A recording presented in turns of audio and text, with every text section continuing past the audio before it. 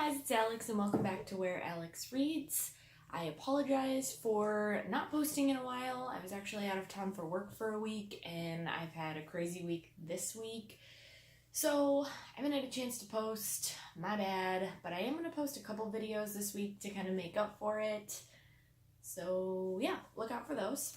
What I'm going to do today is the No Disclaimers book tag. I was tagged in this a few weeks ago, I think, maybe 3 weeks ago now, by Steve Donahue. So thanks so much for tagging me. I will link his video and the original tag video below. The tag is just 8 quick questions, mostly about things that annoy you or that you don't like in books. So here we go. The first question is, what trope or tropes annoy you the most? I think a lot of people on this tend to say love triangles, insta-love, things like that, which do annoy the crap out of me.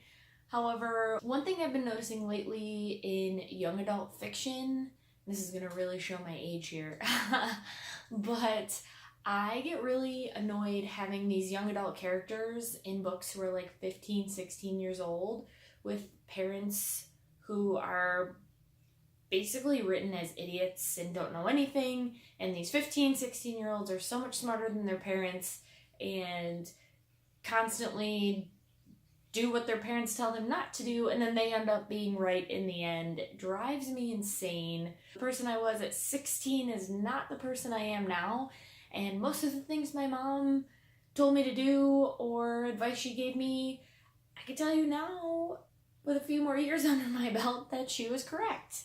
The second question is, what writers do you feel are overrated or overhyped?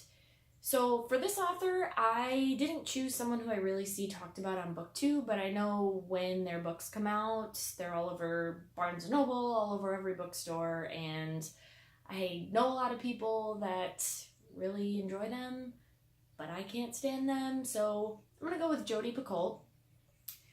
In high school, I went through a little Jodi Picoult phase, like 9th, 10th grade when My Sister's Keeper came out, and 14, 15-year-old Alex thought that it was really great, and then, which I don't mind My Sister's Keeper. I haven't read it since then, but I did really enjoy it at the time.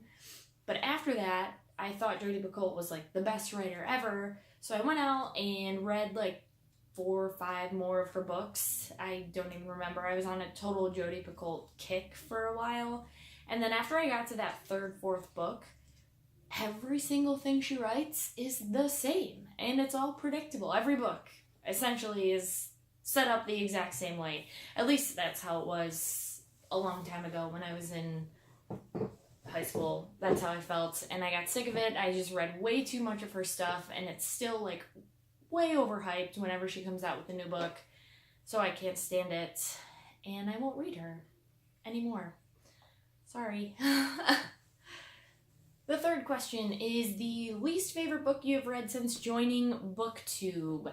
This is an easy one. I've only been really watching BookTube videos for maybe a month and a half now, so I haven't read a ton of books that have been recommended or that I've found through watching videos. But this month, and you will see it on my wrap-up sometime probably next week, I read Shiver by Maggie Stiefvater. This was on my January TBR. Holy shit. This book was awful. Awful. Ooh, I can't say shit. My mom's probably going to watch this. Ooh, hi, Mom. It had so many cliches, and it was so predictable. I was texting my wife because I was away for work when I was reading this book, and I was like flipping out because of how bad this book was.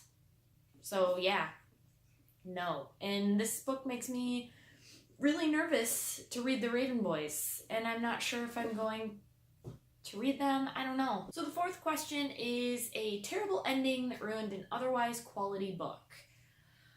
I really had a hard time coming up with something for this one because I haven't read too many books recently that I was really into and enjoying and then hated the ending. Typically, if I hate a book, I'm gonna hate it the entire way through for the most part.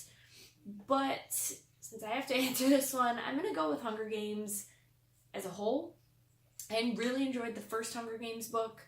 I love the concept, especially when I read it, I don't know, a while ago. I think I was in high school when I read it, maybe in college, I don't know. But when I first read it, I really enjoyed it, and then when I got to the third book, I just thought Katniss changed a lot as a character for the worse, and the ending just really didn't line up with who she was throughout most of the series. I didn't like who she ended up with. Yeah. So, I'll go with the Hunger Games. Well, Mockingjay, I guess, to be more specific. The fifth question is a fictional character that you wish had not been killed off. I am going to go with an obvious choice on this one, at least for me. And if you have not read the Harry Potter series or watched the movies, you don't know what happens, and you plan on reading them or watching the movies someday, then skip ahead now. Don't say I didn't warn you. I'm gonna go with Dumbledore. I was very sad when Dumbledore died. Wish that hadn't happened, but it did. And that's my answer.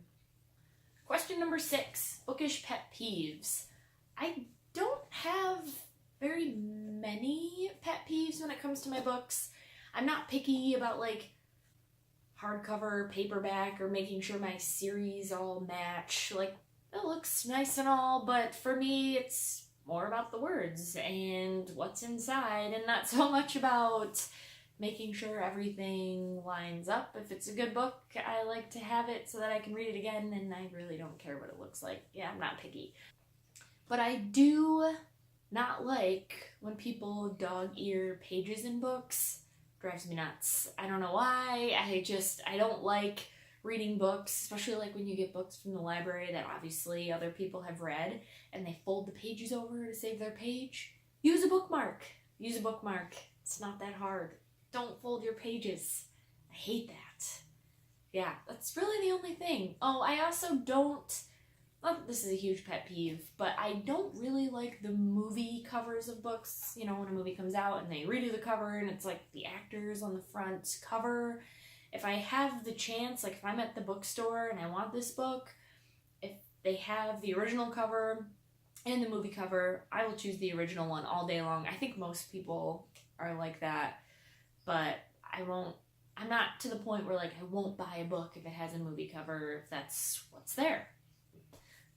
But I prefer not the movie cover book. Yeah. Question number 7 is, what is a book that should have more recognition? And again, this one was a little difficult for me because I feel like a lot of the books I read because they've been recommended and have been recognized one way or another. So yeah, I don't pick up a lot of books that I've never heard anything about, which maybe I should do that more. I don't know. However, right now, I am currently in the middle of a book that is phenomenal. I subscribe to Book of the Month Box, and this was their #1 pick for 2017, like best book of the year that people who subscribe chose. I'm loving this book so far, and I can totally see why it was their 2017 book of the year. It's The Heart's Invisible Furies by John Boyne. It is so stinking good. And I haven't seen anyone review this yet. I mean, maybe I'll end up hating it the other half, but I highly doubt it. And I haven't seen any reviews for this on BookTube. This wasn't on anyone's top books of 2017. I feel like it should have been. This very well may be one of my favorite books of 2018. We'll see. But it is phenomenal. It follows the story of a boy named Cyril, Cyril, I think. I don't know, I say it Cyril in my head, so we're gonna go with it. And it kind of follows him throughout his life from what I understand. And takes place in Ireland, starts off in like the 1940s when he was born. Cyril is a gay man basically trying to find himself in like 1950s, 1960s Ireland, which is predominantly Catholic and obviously not okay with it. It is a super good book, and more people should read this because I'm really, really enjoying it. And maybe I'll look up some videos later and see if anyone has read it. I'm trying to wait till I finish reading the book first, but yeah. And question number 8, the last question in this book tag is, what are your thoughts on censorship and banning books? Don't ban books. That's my answer. I think maybe there's a time and a place or an age appropriateness for books, just in the sense that, like, if I had a kid, which I don't have any kids, but if I did, and say they were in like 3rd grade, and their 3rd grade teacher was having them read 50 Shades of Grey, I think I'd be pretty pissed off because that's just not appropriate. But yeah, I mean, if you want to read 50 Shades of Grey when you're a little older, by all means, I guess, read it. But yeah, banning books, that's stupid. Don't do it. That's all I've got for you. This tag was a lot of fun. I enjoyed coming up with answers to these questions. So thank you so much for watching, and have a great weekend.